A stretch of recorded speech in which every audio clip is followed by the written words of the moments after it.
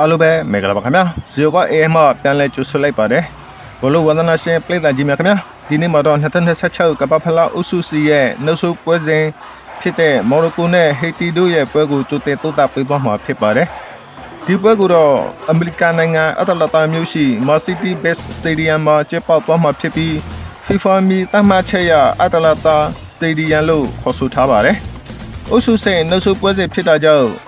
နှစ်သက်စလို့အတွက်ရည်ကြီးတဲ့ပွဲတစ်ပွဲဖြစ်ပါတယ်မော်ရိုကိုကရှုထွက်ဆက်တဲ့ရေးကိုတီးပြူချင်နေပြီးဟေတီကတော့ဂိုးတိတ်ခတ်အတွက်ကောက်ဆိုးရှစ်ပေသွားဖို့ကြိုးစားလာမှာဖြစ်ပါတယ် H2A မှတ်သားရတော့ဒီနေ့တိုင်းဟာတန်ကြီးတင်းဆင်းမှာပထမကြီးတွေးဆိုခြင်းဖြစ်ပါတယ်မော်ရိုကိုတိုက်ကတော့2022ကပ္ပဖလားဆီမီဖိုင်နယ်ထိတက်ရောက်ခဲ့ဖူးတဲ့အာဖရိကထိပ်သီးသိမ်းဖြစ်ပါတယ်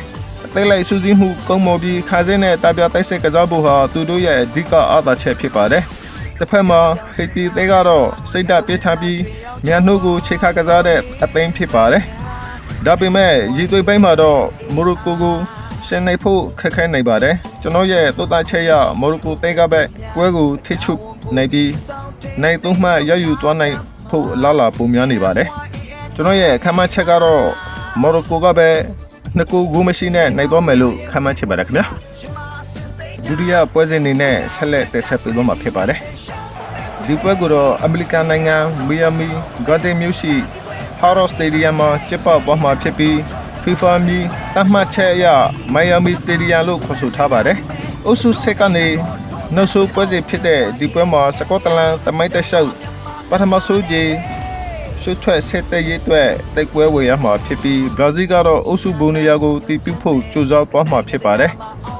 H2A မှတ်တရစကော့တလန်နဲ့ဘရာဇီးတို့ဟာ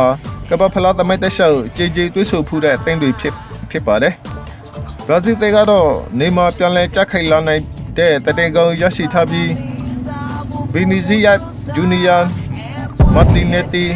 အဒရီဒိုလိုတက်ဆက်အချီကစားသမားတွေပိုင်ဆိုင်ထားပါတယ်စကော့တလန်တဲကတော့စူးစီးမှုကောင်းပြီးတိုက်ပွဲဝေစိတ်ဓာတ်မြင့်မားတဲ့အသင်းဖြစ်ပါတယ်ဒါပေမဲ့ဘရာဇီးရဲ့တိုက်ဆက်စွမ်းရည်ကိုထိချုံနိုင်ဖို့ခက်ခဲနေပါတယ်ဒီပွဲမှာဘရာဇီးကဘောလုံးပိုင်ဆိုင်မှုအသားလာဇီယူပြီးပွဲကိုထိချုံလာနိုင်ဖို့များပါတယ်ကျွန်တော်ရဲ့တိုးတက်ချက်ရဘရာဇီးတဲကအသွေးကျွန်းတဲ့အရည်သွေးပိုင်းမှာ